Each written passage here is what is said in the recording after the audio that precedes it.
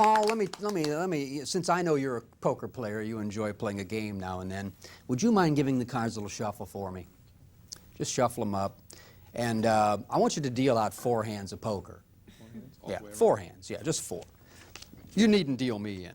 Okay. 5 Because, no, just 4, 5 cards. See, I have my own hand. That's fair. Okay. Well, that's fair, isn't it? Somehow you don't look as though you go for this. No. You wouldn't go for this in a regular game, No. is that right? That wouldn't be the way you'd want to play. No.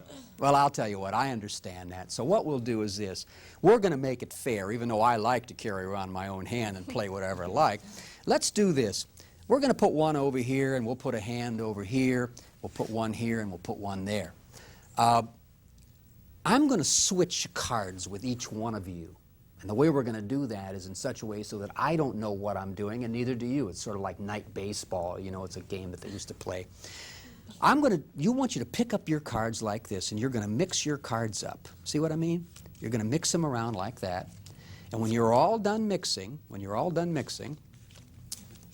that's right, just mix them up. When you're all done mixing, I give you my top card, you give me yours. Okay?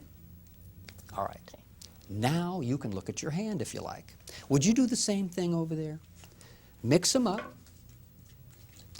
I give you my top card.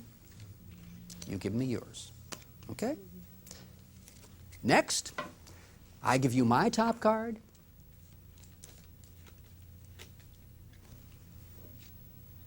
That's very nice of you. You gave me a perfect card. You do the same thing. Great. So far, you gave me this one, and you gave me this one, you gave me this one, and you gave me this one. There's only one card that I have left in my hand from before we started. All right? Now I'm going to put that right on the front, and I'll put that right in the middle of the table. I don't look at my cards. You each gave me one card from your hands. I'll bet the complete contents of my wallet that my hand, the one that you just gave me, and I didn't even look at, will beat the best hand that you 4 can put together. Huh? Put together? Well, yeah. So Look, what do you show got? cards? You We can show just put your cards right out there. Put them right out there. What do you got there? What do you got? Well, there's a pair of 10s here, and look, there's a pair of... Oh, you're going to use all the cards, mix them around. Yeah. Yeah, why not? Make Well, that's not what I meant. Oh, well, all right, all right, all right. Look, here's an 8 there, and there's 3 8s. And what do you got? That's a queens. Is that high? There's a 4, 5. Well, there's a 4, Here's 5, fours. 6, You can have a 6, 7. Oh my God, you got Diamonds. 4 4s. Yeah, 5. 4 4s. Oh man, there's no way I'm going to beat that.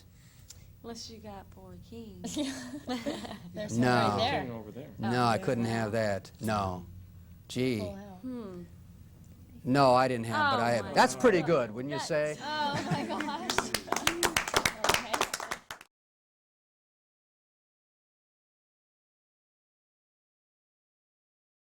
Years ago, in the Talisman magazine, my good friend Ron Wilson posed a problem. It was based on a Jack Avis plot. In answer to Ron's challenge, solutions by Jules Lanier, William Measle, Jeff Stein, Alan Slight, Jimmy Mansour, Gerald Kosky, and Ron himself were published in various issues. Over time, solutions by a great many other very fine card men have appeared elsewhere. My solution was worked out before Ron published his challenge, and recently he told me that it was the best solution he had seen. I still do it, even after all these years. I ordinarily perform it just before a demonstration of gambling skills. To pay the price is, as you can see, a very entertaining little routine. The way it's done is simply by taking the 4 aces out of the deck and putting them in your pocket prior to doing the trick. Or, if you want to, the way I do it is I do ace tricks and I do some other trick and I palm these 4 aces with the extra card out, and I just reach into my pocket and pretend to take them out, but I don't show what they are. But it's very easy to do the trick. Just have these in your pocket before they start. 4 aces and 1 odd card on the front. Drop them on the table. Have the spectator deal out 4 hands of poker. So you have 5 cards in each hand. And then explain that they're going to move the cards around and how they're going to give you the cards. Now, as you're talking, what you do is you say, mix up your cards. And what I always do is I mix them up like this, then move the bottom card, which is the odd card, to the top of the packet. The person to your left, you're going to deal this top card to. And the reason for that is all the rest of these cards, these people are going to get a bottom deal. Now, don't stop yet. It's a very easy bottom deal. All you do is this. The top card is taken off like this. You push it over, take it this way, move it over here, and deal it that way. See? You can't deal a bottom to your left. It's very hard. You have to deal it over this way. So it goes over your hand.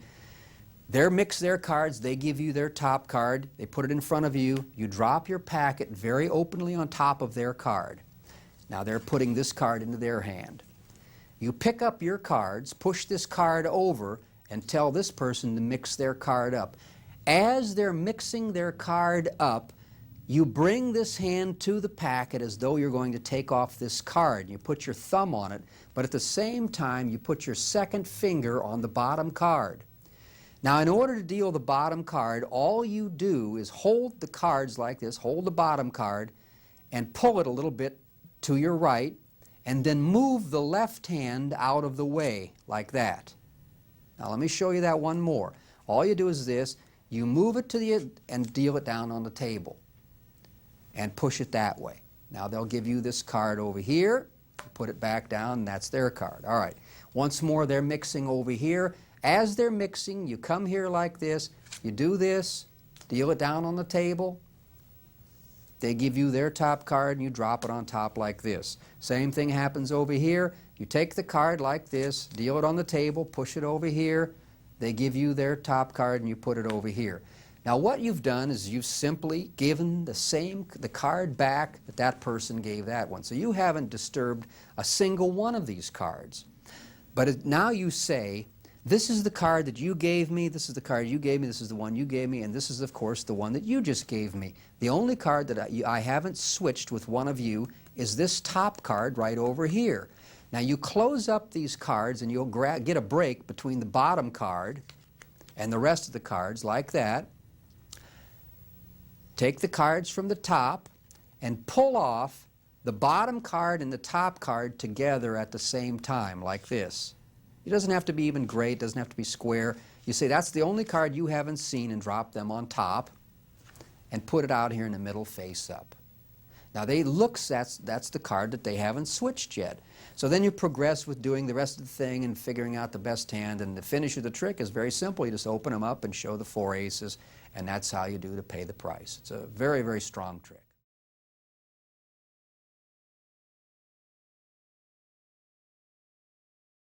Frank, you enjoying the show? Sure, why not? Would you shuffle these for me, please?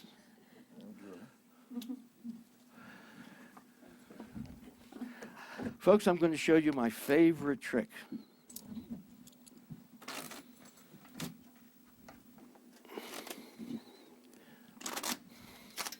gotta learn how to do that. Come over sometime. I see you brought your own entertainment with you today. I'm going to deal out 7 hands of 7-card stud poker, and I'm going to deal myself the winning hand. Did you hear what I said? 7 hands of 7-card stud poker, and I'm going to get the winning hand. Well, I'll tell you what I'll do. I'll even do better than that. I'll tell you in advance what I'm going to get. It'll be a full house. I'll tell you what I'll do. I'll do even better than that. I'll tell you what cards it'll consist of, jacks and queens. So it's 1, 2, 3, 4, 5, 6, 7. 1, 2, 3, 4, 5, 6, 7. 3. Are 3s wild? Well, remember, I get 7 cards. 1, 2, 3, 4, 5, 6, 7. 1, 2, 3, 4, 5, 6, 7. 1, 2, 3, 4, 5, 6, 7. 1, 2, 3, 4, 5, 6, 7. 1, 2, 3, 4, 5, 6. Oh, look, I've got 1, 2 jacks and 2 queens. That means that if this is a jack or a queen, I win.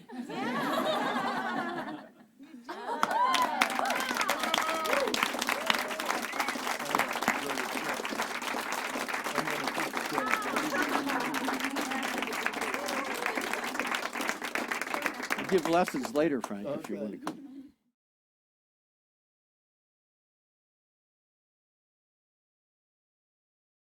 To accomplish the poker deal that I call the one-way deal, you require a one-way deck. Probably the best-known one-way deck made by the U.S. Playing Card Company are these wing-backed cards. You can see that right in the center of the pack there are 3 wings, and if you hold them like this, this top wing is pointing to my left, and now it's pointing to the top. So that's what a one-way deck is all about, and these are very fast readers. So if you put a bunch of cards in there that look like this, you'll be able to spot them immediately. So for example, if you were to ask the spectator to name their favorite full house, and you went through the pack and removed, let's say they said they wanted 4s and they wanted 3s, with a deck in new deck order right out of the pack, right out of the cellophane, you would be able to find these cards very quickly. And I do think I have 2, 4, 6, 8 cards that I need. Now, if I were to turn the deck over like this and respread, and then take these cards and turn them over the opposite way and reinsert them into the pack, then of course these cards are facing the wrong way, and I would be able to spot them right from the back of the deck. Now, perhaps you don't have a deck like this. There are other ways to come up with one-way packs. For example, this is a deck where the borders are printed so poorly that it's possible, just looking at the edges here, to be able to spot the cards practically across the room. As you can see, this border is much wider than the one over on this side. And so you could do the same thing that I just showed you. Now, if you don't have any of these, and I think 1 out of every 12 decks that U.S. Playing Card Company makes is printed badly enough so that you'd be able to spot the borders.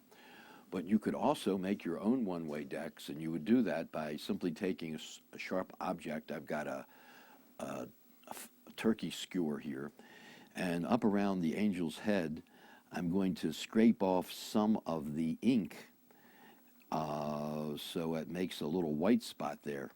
Now remember, you want fast readers, so don't be afraid to be a kind of aggressive. And I don't know if the camera can pick that up, but there is a white spot there, which will be easy to discover. So those are ways of either making your own one-way deck or utilizing one that you find. So when you think about it, if you don't have to put this work in, this is a trick without gaff cards. This trick was done without trick cards, right out of the cellophane. So it would be very difficult for you to see what is really going on here if I used any of these decks. So I'm just going to use a regular deck of cards. I suppose we could use these cards. Remember, I put the 3s and 4s in reverse, but I'm going to do it face up so that you can see everything that happens, because you require one more thing, and that is you need to do a pretty good second deal. Okay, you'll recall that I have the 3s and 4s in the deck, and they're in the reversed order. I then hand the deck to the spectator, who is invited to shuffle all they wish. Really doesn't matter. And now I'm going to show you how the deal works. So we're going to deal out 7 hands of 7 cards, stud poker. That means every player gets 7 cards, and you need 5 of those to make your hand. So it looks like this. 1, 2, 3, 4, 5, 6, 7. 1, 2, 3, 4, 5, 6, 7. Remember, I get 7 cards. 1, 2, 3, 4, 5, 6, 7. I'm looking for 3s and 4s. 1, 2, 3, 4, 5, 6, 7. 1, 2, 3, 4, 5, 6, 7. 1, 2, 3, 4, 5, 6, 7. Let's assume that this 4 was here, and I just dealt 6 cards, and I've come to the 7th card, and it's a 6. Well, I take a chance and deal a 2nd there, and then I would have gotten my 4. So that's how you do it. If you come to the 7th card and you don't see the card, or 6th card, and you still don't see the object card, then you deal a 2nd. And as you can see here, I now have 2 4s and 3 3s, and there is my full house. So it works every time. I know it doesn't seem possible, but it does. The whole trick is to get a good distribution of the cards before you start. In other words, when you saw me put those 3s and 4s in the deck, I spread out the cards and placed them in various parts of the deck so they were all about 6 or 7 cards apart. And when you deal them out, you'll find that it works every time. At least it has for me, every single time.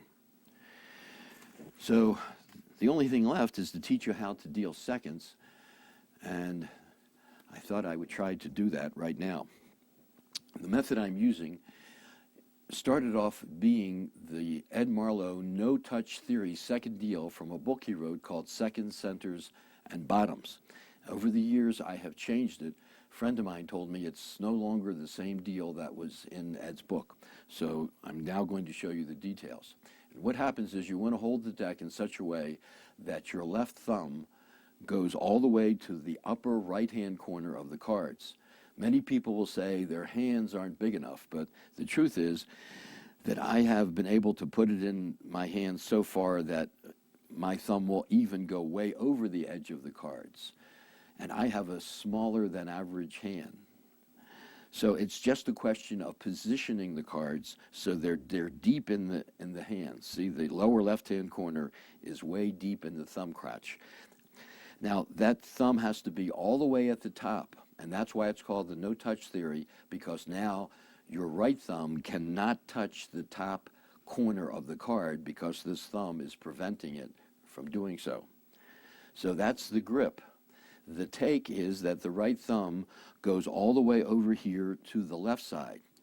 Now, if I had the deck face down and I was using, let's say, a regular deck of cards that you're probably using at home, then your left thumb would be on the angel's face at the upper right-hand corner, and your right thumb would be at the angel's face at the upper left-hand corner. And so the take is like this. The thumb goes all the way up here to the upper left-hand corner. The next thing is that it's a good idea to learn how to sail cards correctly. And many people sail cards by throwing them with their whole wrist or their whole forearm. And some just do it with their wrist. Both of them are not very efficient. The most efficient way is just to use your fingers. So look at the grip. I'm using a pincer grip, first and second fingers and the thumb. Grab the card at the upper left-hand corner. I pull it off, and if those fingers open, the card will go sailing out. Now, I hope I can move back here a little bit because I'm going to sail the cards out a little bit more and move back. And just with the fingers alone, I am able to sail the cards a pretty good distance out there. And that really is the best way to sail cards. You'll notice that the wrist is barely used at all. I'm going to keep my wrist still, absolutely still, and still the card goes sailing out across the table. You don't have to sail the cards to do this second deal. It's possible to simply deal the cards straight down onto the table. Now, so far, I haven't told you how to deal seconds. The reason is because in order to do this well, you have to be able to deal the top card. And when you can do that and do it really well, the second one is real easy. People think it's the second card that's difficult. Really, it's the top card, because this is an eccentric grip, an eccentric take, one that you're not used to. You normally hold the cards with this finger here in a mechanic's grip, and you normally take the cards at the upper right-hand corner and you deal them like this. In this case, this finger is on the side of the deck, very much like a layman deals cards, with the thumb at the upper right-hand corner, and the take, instead of being here, is all the way over here. Now, I say eccentric, but when you saw me do it, you didn't think I was holding the deck in a weird grip. It looked normal. It's just that, in truth, compared to the way you normally deal cards, this is an eccentric grip, an eccentric take. But if you can master this, if you can learn how to pick up a deck of cards and quickly deal cards without thinking about it from this grip and take, the second card's going to be real easy. To take the second card, the right thumb approaches the deck in the same way, except the ball of this thumb is going to hit the knuckle of the left thumb and slide off of that thumb like a sliding board, just like a sliding board. And since you have moved the top card back a little bit, that ball of the thumb has no place to go but the second card. Remember, it can't touch the top card because of the no-touch theory concept. So it slides off like a sliding board onto the second card, and then the card can be sailed out just like it did before. So there is no difference. I'm doing the same take. It looks like the same take. The thumb is coming into the same position, but when I want to deal the second card, it's instead of going down onto that angel's face at the upper left-hand corner, it's sliding right off onto the second card and then dealt off like that. Okay? So now, here we go. So it's top, top, top, top, top, top, top, second, second, second, second, second, second, second, second, top, second, top, second, top, top, top, top, second, second, second, second, second, second, second, second, second, top, top, top, top, second, second, second, second, second, second, second, second, second, second, second, top, top, top, bottom. And that's all there is to it.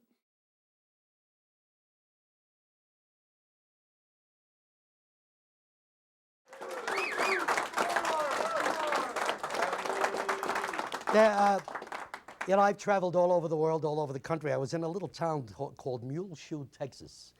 I spent a week there one night, and there was a car. I spent my time in the bar, having a drink every night. There was a card game going on, 4 or 5 guys. And one night, one guy was missing. One chair was empty. They asked me if I wanted to sit in. And this is what happened. This is the hand I drew. Not very much. It was a pair of 10s. But what I did is I discarded one card. I wanted to kind of bluff a little bit. I wanted to make him think I had more than I had 2 pair of 4 of a kind, maybe going for a flush or a straight. But what I did when I drew one card to that pair of 10s, look what happened. I ended up, with one jack here, another jack here, 1 10 here, that's 2 jacks and 1 10. 2 jacks and 2 10s. I had a full house. I had 3 10s and 2 jacks, and I was going to play those cards. I was ready. But there was a big fella, a big fella sitting next to me, and he said, listen, you're in Muleshoe, Texas. And in Muleshoe, Texas, we always have to discard 2 cards. Minimum discard is 2 cards. So he made me draw a card to my full house. Well, I had to do it. He was a big guy.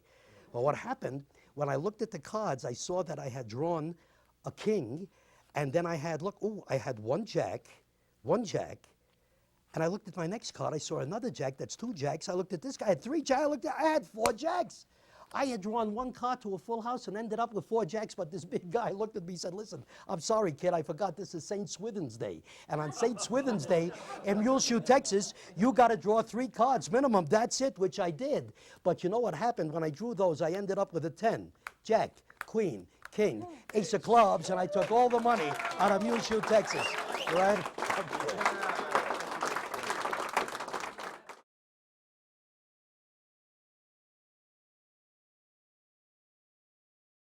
Judge Frank Price sent this trick to me, or this routine, for Apocalypse. It's called a mule shoe gambler. It's a story trick, but it gets such laughs, it gets such gasps. I'd like to teach it to you. You saw me perform it, so I will now teach it. It requires a setup. This is the setup. 8 cards, I believe, yeah. 10 of diamonds, king of clubs, 5 of hearts, 10 of clubs, jack of diamonds, jack of clubs, queen of clubs, ace of clubs. A few of these are interchangeable, but I always use the same ones because they are checkpoints for me during the routine, and it solves the memory problem. I don't have to keep thinking about it, but here are the ones that are interchangeable. This could be the 10 of hearts, for example. This could be the 5 of diamonds. Everything else really should stay about the same. That's your setup. 10 of diamonds, king of clubs, 5 of hearts, 10 of clubs, jack of diamonds, jack, queen, ace of clubs. That setup is on top of the deck. The story I use. Years ago when I was traveling throughout America, throughout the States, I had to go to some little towns that nobody ever heard of. One of those towns was Muleshoe, Texas. I spent a week there one night. And I told the story, and I say I had to be there for business, and I used to spend my evenings at the bar. And while I was at this bar, I see a poker game going on every night, same guys. But one night, one chair was empty. And these people, I guess I looked familiar by this time because I'd come into the bar every night. One of the men looked at me and said, "Do you play poker?" And I said, "Yeah." He said, "Would you like to sit in?" I said, "Sure." I was bored out of my skull anyway. I sat in, and the first hand I got was this. Now, let me explain what I've been doing here. I've been shuffling. I have not changed the top cards. I lay out this hand. You're going to show a pair of 10s. And I say, I drew a pair of 10s. Wasn't much, but I figured I'd try a little bluff. So I picked up my hand, and I discarded one card. Now, what I do here is I discard the 5, pick up the top card, which will be a jack, and I put it between the 10 and jack at this end. Now, these cards must be put in these positions, otherwise this is not going to work. But I'm doing this all with the hand facing me. Nobody sees what I'm doing. So I say I discarded one, and I picked up one, hoping that the people would believe maybe I'm going for a case card for a flush, a straight flush, or a straight, or I had 2 pair, or 4 of a kind. But I drew to 2 10s. That I showed him before. I don't show him this card. But I stressed the fact that all I had was a pair of 10s. But when I looked at my cards, I saw that I had a jack. Now, what I just did was the Gemini count with 5 cards. In other words, I pulled out the center batch. So I think I taught you the Gemini count already. You pull back the top card, buckle the bottom card, which clears either the 2 or 3 center cards. Whatever, in this case 3, grab them all and toss them onto the top. And I showed a jack of clubs. Now you turn down that triple. I use my no get ready from 4 cards, but you could do it with 5 cards. Look, I don't use a get ready. If you want to, keep a break when you turn those cards down, but I don't need a break. So I say I had a jack of clubs. Now I flip the bottom card really face up to show another jack, and I repeat. I want the people to realize what's happening because they saw a pair of 10s and I drew 1 card. So I don't say jack of clubs. I saw I had 1 jack, the other jack, double lift from the bottom. That is, peel back the top card, double lift, and a 10, that's 2 jacks, and a 10, that's a double, turn it down. 2 jacks, a 10, and another 10, that's 2 jacks and 2 10s, and a third 10. If you do what I just showed you, you're showing a full house. And I say that. I said I drew 1 card to a pair of 10s, and I ended up with a full house. Well, I was going to bet that boy, but as I was about to take my chips and throw them in, there was a big guy sitting on my left. I mean, a real big guy. And he said, "Son, I'm sorry, but this is Muleshoe, Texas. And in Muleshoe, Texas, we have a rule. The minimum number of cards you can discard is 2. You're going to have to discard another card and take a card."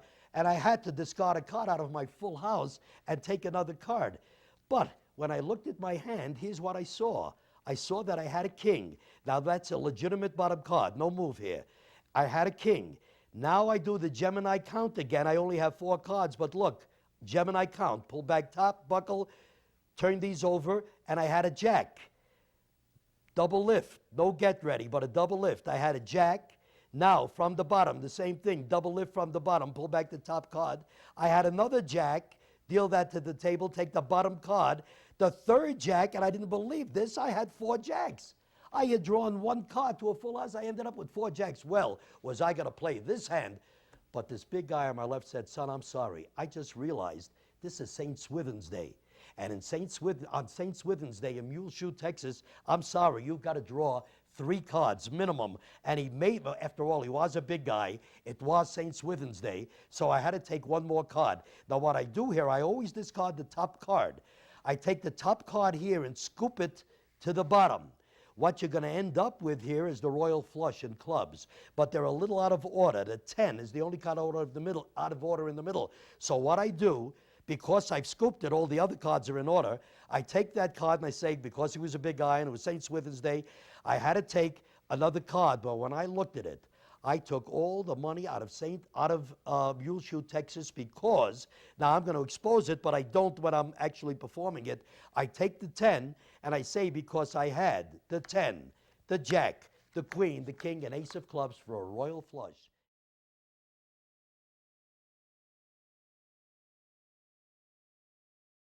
Thank you very, very much. Okay.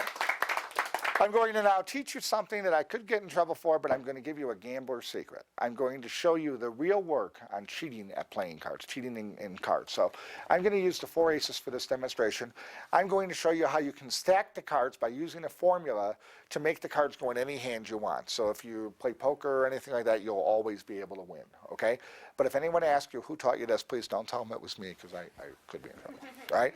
So first of all, it's very easy. Let's say we wanted to stack these aces for 5 hands. The formula is so easy, it's simple. So just think about it, okay? There's 5 hands. The first thing you do is you double that, which is 10. You subtract 2 for no reason, which gives you 8. You divide the 8 in 2, you get a 4. There's 5 people playing. You remember the 5, you remember the 8, and then you remember the 4, and then you remember the 5, and then you add 1 for good luck. So the system is really easy. It's 8, 5, 4, 1. So if you do that, 1, 2, 3, 4, 5, 6, 7, 8, and then you go 1, 2, 3, 4, and then you go 1, 2, 3, 4, 5, add 1 for luck. You're halfway there. You got to repeat it, of course, you know, which is good because you never forget it. It's 1, 2, 3, 4, 5, 6, 7, 8, and then you go 1, 2, 3, 4, and then you go 1, 2, 3, 4, 5, and then you add 1 for luck. And then just to make sure everything works, you cut the cards and pray. Now, if all of that worked out well, you should be able to deal out 5 hands of poker and have those 4 aces show up in the hand. See, it's that easy. I told you. I mean, it's pretty simple. You know, it really is. It's easy when you get to know it. Okay? Thank you. Now, I got to be honest with you. That is the old-fashioned way. They don't use that way anymore. I was lying to you. I feel really bad. You know, I may have, you know, I'm sorry. I'm going to show you the more modern way, and I'm going to use the same type of shuffle, like this, which is called the overhand shuffle, but I'm going to do it the ultra-quick way, and Olga, I want you to time me on this, if you don't mind, okay? So what we're going to do, the same as before, we start off with the 4 aces. The only difference is this time the aces start down on the bottom, okay? Now, I want you to time me on this. I'm going to give them a shuffle. When I say go, you time me. Ready? Go. 1, 2, 3. Done. How was that? That was pretty good. So you give a cut, pray for luck, and now if you did it right, that's 1, 2, 3, 4, and an ace. 1, 2, 3, 4, and an ace. 1, 2, 3, 4, and an ace. 1, 2, 3, 4, and an ace. Thank you very much.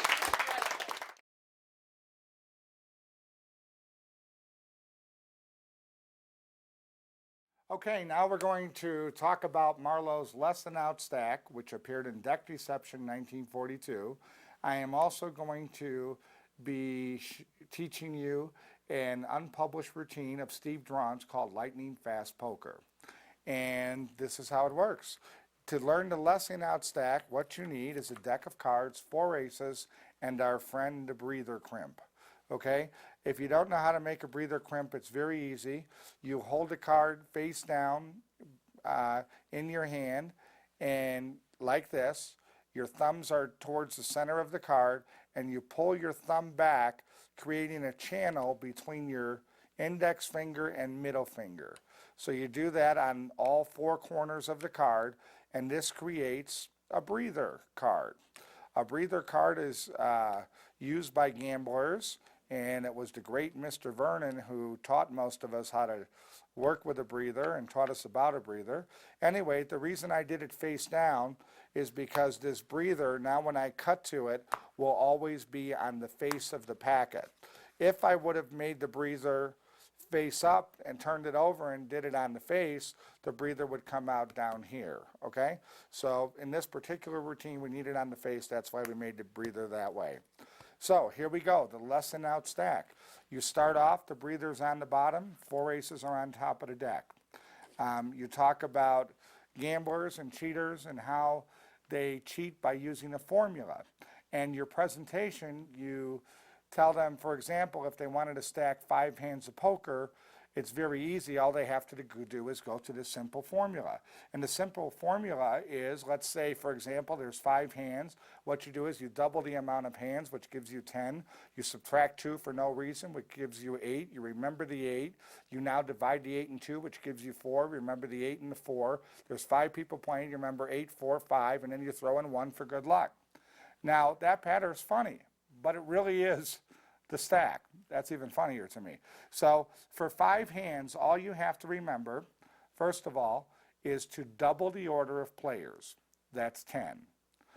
5 times 2 is 10.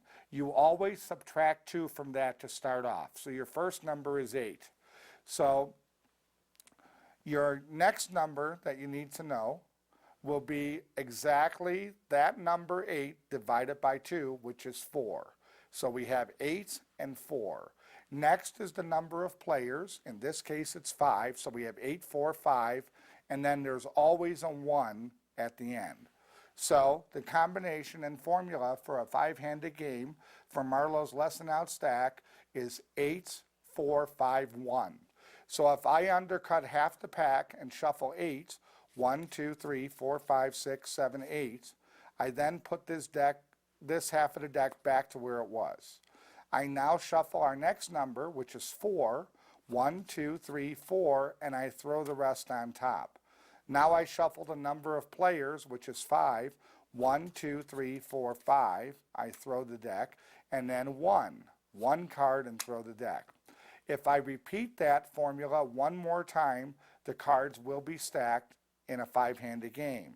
So again, the formula was 1, 2, 2, 3, 4, 5, 6, 7, 8, put back, and then 1, 2, 3, 4, throw, 1, 2, 3, 4, 5, throw, and 1. All you have to do now is reach down and cut at the breather, and now you can deal out 5 hands of poker, and the aces will be in the 5th hand, okay? If you like this, just remember the formula works for any amount of hands desired. For example, if you wanted to deal 6 hands, you take 6 times 2 is 12, subtract 2 for no reason, which gives you 10. You remember the 10. You divide the 10 in half, which gives you 5. You remember 10, 5. Then the number of players, which is 6, 10, 5, 6, always a 1 at the end, 10, 5, 6, 1. So if you do that formula, 10, 5, 6, 1, 2 times, you'll now deal out 6 hands to get the aces. And that formula works with any amount of hands, 3, 4, 5, or 6, whatever you want to deal out, okay? That's the first part. That is the lesson out stack.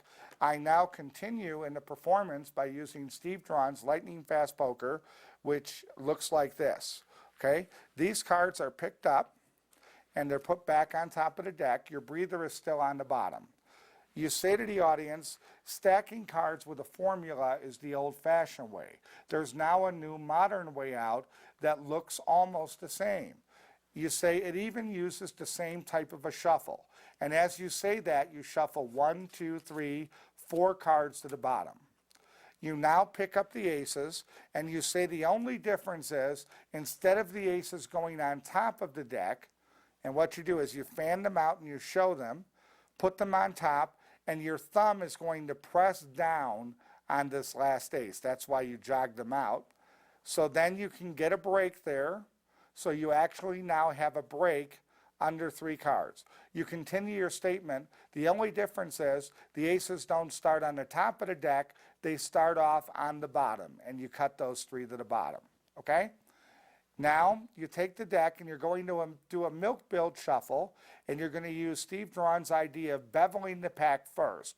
This makes the milk build shuffle a lot easier to do, and you won't have as much friction, which is going to cause you to could cause you to make a mistake by pulling more than one cards, and it's just quicker all the way around. Remember to bevel the cards downward, okay?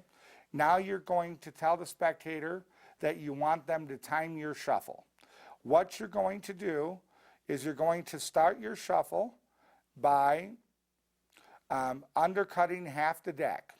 Now, notice the ace of spades on the bottom of the deck. What I'm going to do is I'm going to pull with my fingers the ace of spades from the bottom and the top card at the same time. And I'm going to mentally count 2, 3, 4, 5. I'm going to do that once more. 2, 3, 4, 5. I then throw these on top and I say, done. Was that quick enough? Now all you have to do is cut to the breather, and now you can deal out the hands and show the aces are stacked every fifth hand. However, they're not really, but it's going to appear to be they're stacked every fifth hand by using the second deal. I'll show you what I mean. The first ace will come up on the fifth card. So I sail the cards in front of me, 1, 2, 3, 4, and I turn the fifth card over at the side. The second ace is really stacked as well. 1, 2, 3, 4, 5. The third ace is stacked. 1, 2, 3, 4, 5. But now the last ace is on top. So here's where you have to deal 4 seconds. 1, 2, 3, 4, and then turn over the ace. Okay? The second deal I do is just like this. As my hands come together, I push that card over and I go in and take the card. As I sail, I bring that card back flush with the pack. Okay? So that's the second deal that I used. Strike second deal, and then the ace is out. And that's a combination, Marlowe's lesson out stack, and thanks to Steve Drawn, we also have lightning fast poker.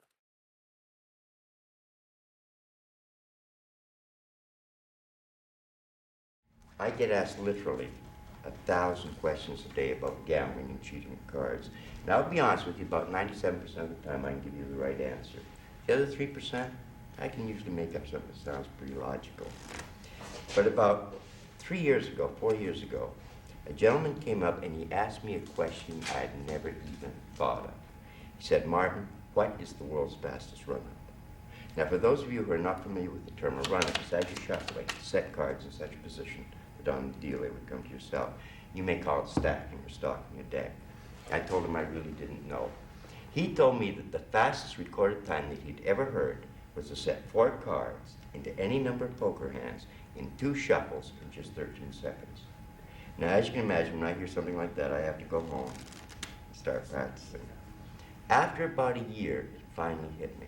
If I could do it in 1 shuffle, maybe I could do it just a little bit faster. Folks, I'm now going to attempt to do the world's fastest run-up by setting 4 cards, any number of poker hands, 1 shuffle, 5 seconds or less. My friend, how many people in game poker? 4, 5, 6, how many? 5. 5. Would you please set up the aces in any order that you can remember?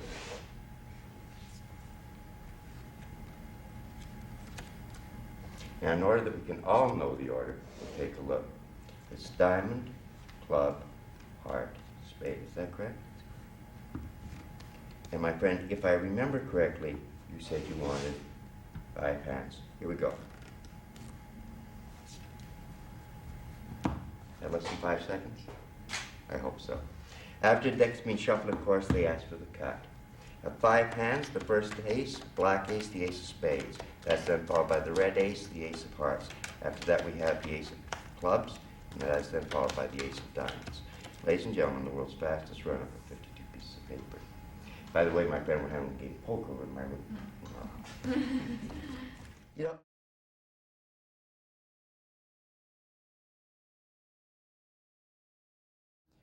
I pick up the aces, put these face down, and I have my deck. Remember, I've got a crimp card.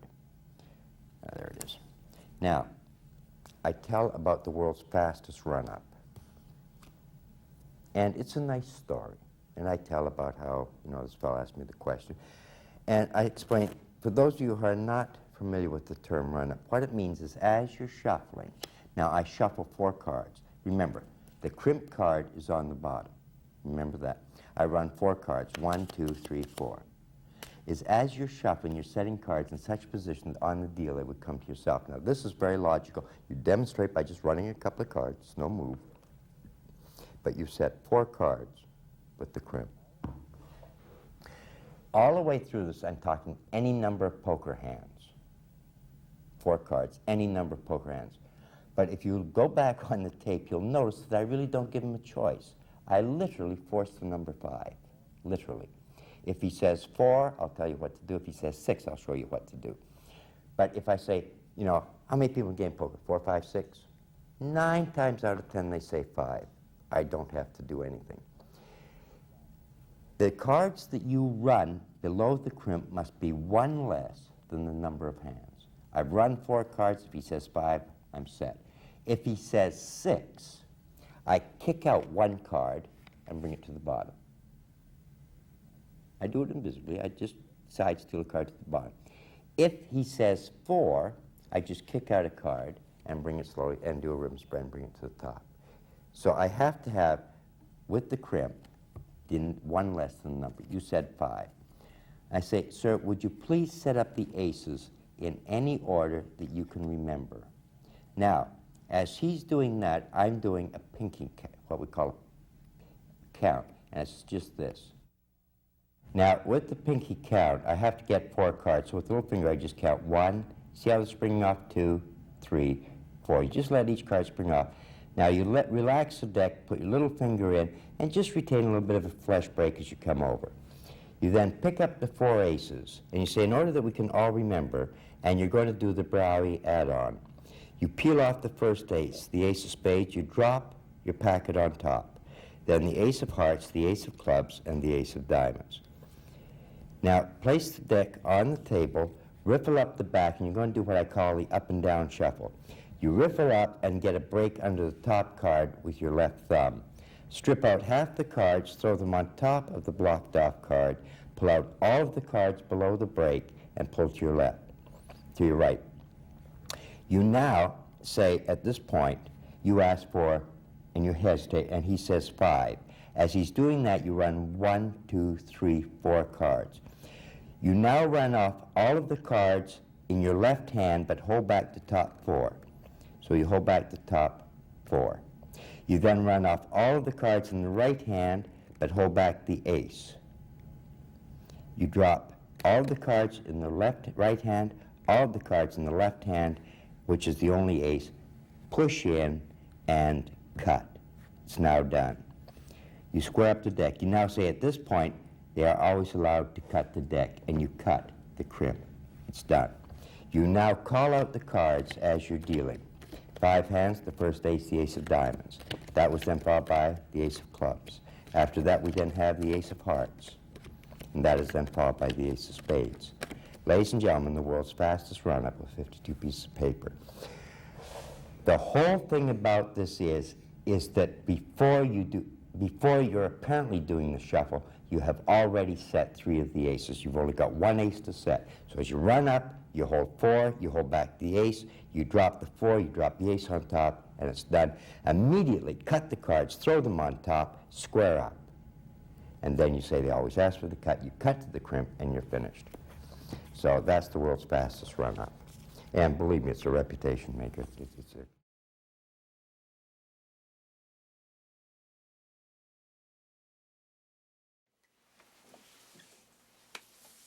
This is a interesting little lesson in poker. As you've probably all noticed, I like poker. I think it's a fascinating little game, but this time we're going to give the cards a little shuffle.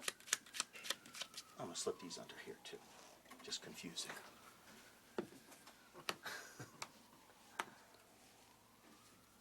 And we're going to deal out the cards. And again, I'm going to let everybody see my cards, okay? First card is a 2, a deuce. Second card is a 4.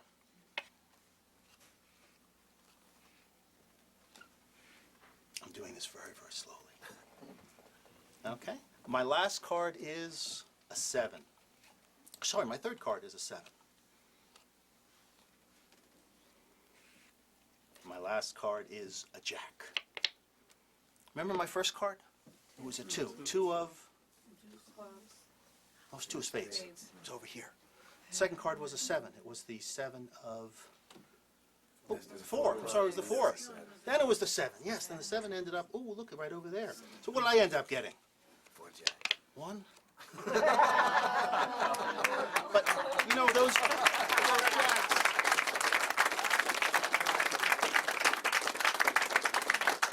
Those jacks aren't any good if you don't bet. So, Timon, you got the 4 deuces. wow. Scotty got the 4s. Ken, I gave you the 7s. Keep you honest. Still won.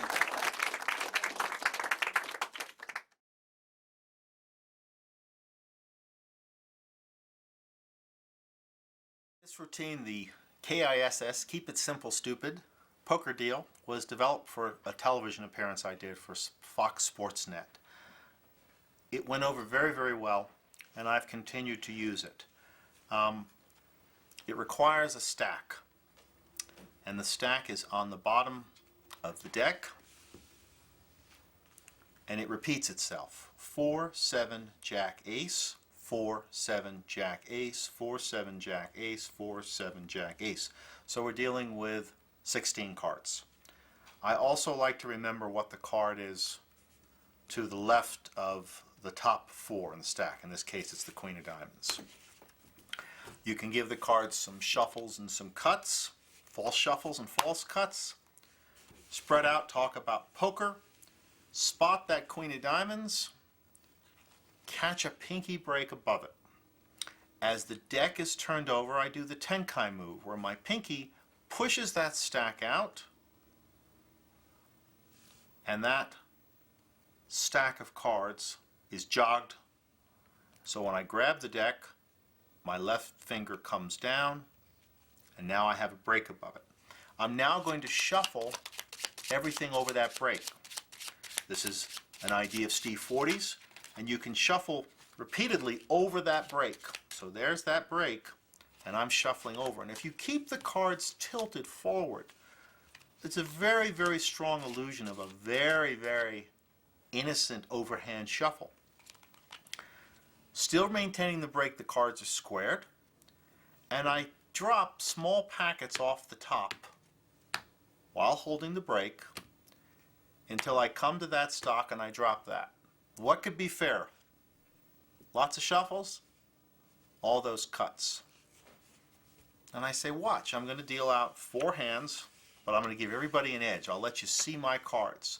On my first card, I do a double turnover. And that's done by pushing off 2, using my thumb, and the card that's beneath it is an ace. And I say that card is the 4 of clubs, so you get to see my first card, the 4 of clubs. I turn it down, I do the next deal. On the first round, I put that 4 on the bottom. I deal. The next card I do is a triple turnover. I push over 3 cards using my thumb, turn over, and it's a 7. And I say my next card is a 7 of spades. I turn it over, I deal 1 here, and when I come to the middle hand, which is going to get the 7s, that 7 of spades is put underneath. I come to my third hand, and I say, I'll show you that card. I'm going to push over 4 cards. I'm going to do a quadruple. Now, I know this sounds hard, but if you learn this technique of using your thumb to push over, you can get a very, very good-looking turnover. There, that's a quadruple. And you're seeing a jack. Jack of spades. 1, 2. On the third card, it goes underneath. The last card, I actually turn over a single. Yeah, I actually turn one over cleanly. I drop it on top. And I say, remember the first card I showed you, the 4 clubs? Well, look, it jumped over here. Remember the second card I showed you, the 7 spades? It's jumped over here. What was the third card I showed you? The third one was the Jack of spades. It's jumped over here. Well, what did I get? Well, I got the 1, 2, 3, 4 aces. But that's not a good hand unless the other people in the game want to play. So we gave this player the 4 fours, this player got the 4 sevens, and this player got the 4 jacks.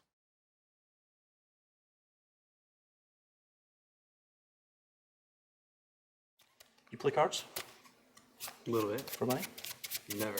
Want to try? No. Let's see. Cut the cards into 4 piles. Okay, and you can cut anywhere you like. Just make sure you make 4 piles. Sure. Like this. It's 1. It's 2. Is that fair? Yes. Okay. Now let's take a random number, a small one, like 3. Okay. Now look, I'll take 3 cards, and you cut to these positions. Okay. So I'll just move 3 cards to get them out of the way to make it random. Gotcha. And whatever the next cards are, we'll distribute them amongst the rest of the packets. Okay. So it's completely random, like this. And I can even put them anywhere that I like this. I don't have to do it in order. Okay. So this is pretty fair, right? Yeah. And 3. And just mix them up any way you like. Now, you cut anywhere you like. We shuffled at the beginning. Mm-hmm. You ever played poker? Yes. You have. How did you get on? I'm sorry? How did you get? Did you win money? Did you lose money? No, I don't play for money. Oh, you don't play for money? Yeah. It's no fun without money, and you should have bet tonight because you got all 4 aces. Well done. Thank you. Yeah, I should bet next time. What can I say? Oh yeah, that's a good idea. Can I bring you along?